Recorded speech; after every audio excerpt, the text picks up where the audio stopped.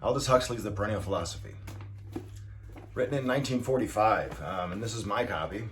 I've been through it a few times. There's quite a bit of things that I've circled, underlined, and cross-referenced and tried to explain to myself because it's that difficult. And so this is going to be all about making it accessible, which is quite an undertaking. It was written in 1945, and on the back of the book, it says, "The Perennial Philosophy," Aldous Huxley writes, "may be found among the traditional lore of peoples in every region of the world. And in its fully developed forms, it has a place in every one of the higher religions. With great wit and stunning intellect," stunning indeed, "drawing on a diverse array of faiths, including Zen Buddhism, Hinduism, Taoism, Christian mysticism, and Islam, just to name a few, Huxley examines the spiritual beliefs among various religious traditions and explains how they are united by a common human yearning to experience the divine." And there's a lot of this going on right now. There's a lot of people searching for mystical experiences, for meaning.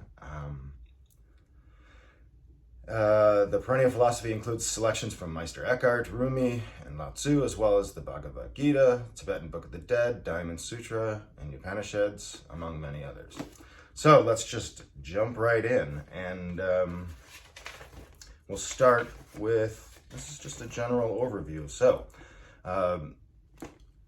in the introduction, what is perennial philosophy? Philosophia perennis. Sure. The phrase was coined by Leibniz, but the metaphysic that recognizes a divine reality substantial to the world of things and lives and minds, the psychology that finds in the soul something similar to or even identical with divine reality, the ethic that places man's final end in the knowledge of the immanent and transcendent ground of all being. The thing is immemorial and universal. Rudiments of the perennial philosophy may be found among the traditional lore of primitive peoples in every region of the world, and in its fully developed forms, it has a place in every one of the higher religions, a version of this highest common factor, and that's capitalized, highest common factor, in all preceding and subsequent theologies, was first committed to writing more than 25 centuries ago. And since that time, the inexhaustible theme has been treated again and again from the standpoint of every religious tradition and in all the principal languages of Asia and Europe and here as well.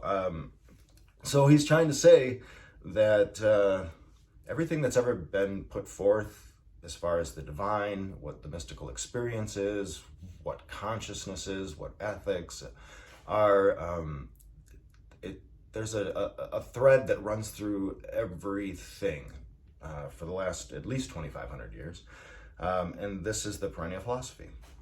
So he's gonna attempt to just talk about that. That ought to be pretty cool, right? And as you can tell from that first paragraph, it's heavy, and so I'm gonna try to make it not happy. Let's make it happy instead of heavy. So Leibniz, heard of that guy? That's one of the things I underlined, and metaphysics, psychology, and ethic. 25 centuries ago, wow. On the next page, I skipped two. The perennial philosophy is primarily concerned with the one divine reality, substantial to the manifold world of things and lives and minds. But the nature of this one reality is such that it cannot be directly and immediately apprehended except by those who have chosen to fulfill certain conditions, making themselves loving, pure in heart, and poor in spirit. So, the one divine reality, like the one truth. What is the one truth? And it doesn't mean that this is saying that, oh, this is the one thing and I've got it and you don't and I figured it out. And no.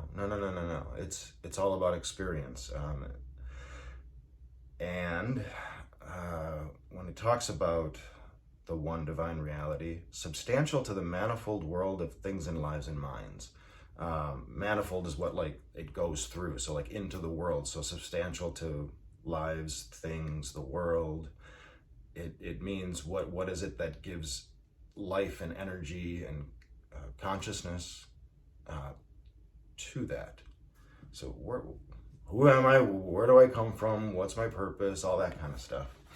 All right, and then again, you got to focus on the fact that he says, the nature of this one reality is such that it cannot be directly and immediately apprehended, understood, felt, except by those who have chosen to fulfill certain conditions, making themselves loving, pure in heart, and poor in spirit. Pure in heart, so love, pure in heart means it's the only thing you really want.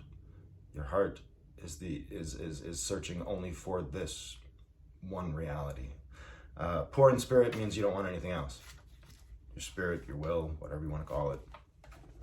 Next page. But in every age, there have been some men and women who choose to fulfill the conditions upon which alone, as a matter of brute empirical fact, such immediate knowledge can be had. It means it's accessible. And of these, a few have left accounts of the reality they were thus enabled to apprehend, and have tried to relate, in one comprehensive system of thought, the given facts of this experience with the given facts of their other experiences. So as they understand it and can relate to it and connect with it. Connect is one of the key things you want to focus on here. Experience it, connect with it. So let's see, to such first-hand exponents of the perennial philosophy, those who knew them have generally given the name of saint, or prophet, sage, or enlightened one. And it is mainly to these, because there is good reason for supposing that they knew what they were talking about, and not to the professional philosophers or men of letters, that I have gone for my selections. Who actually experienced this? Who knows what they're talking about? Because there's good reason for supposing that they did know what they were talking about. Next page. Unfortunately, familiarity with traditional hallowed writings tends to breed not indeed contempt, but something which, for practical purposes, is almost as bad. Namely, a kind of reverential insensibility. A stupor of the spirit, an inward deafness of the meaning of the sacred words that are just said over and over, and they become rote, and you don't even think about them, the deeper meaning of them. The reason, it seems to me, must be sought in the fact that empirical theologians, like scientists who are studying the material, not the actual experience, have confined their attention more or less exclusively to the experience of those whom the theologians of an older school called the unregenerate. That word's going to come up quite a bit. That is to say, the experience of people who have not gone very far in fulfilling the necessary conditions of spiritual knowledge. But it is a fact, confirmed and reconfirmed during 2,000 or 3,000 years of religious history, that the ultimate reality is not clearly and immediately apprehended, except by those who have made themselves loving, pure in heart, and poor in spirit. And so how do we know it's those people that we're supposed to be paying attention to? He says, the self-validating certainty of direct awareness. So self-validating certainty of direct awareness. So when you experience it, you know it. I hesitate to use the example of someone, but you should, of like a sexual orgasm. Someone who says, "Oh, I think I've had one," that's a no. You're supposed to use something like that. You're supposed to use everything as a means to understand this direct apprehension. So the self-validating certainty of direct awareness, you know it when you've had it, cannot in the very nature of things be achieved except by those equipped with the moral astrolabe. It's a thing for measuring the stars, of God's mysteries. The astrolabe of God's mysteries, and talks about it later, it's love.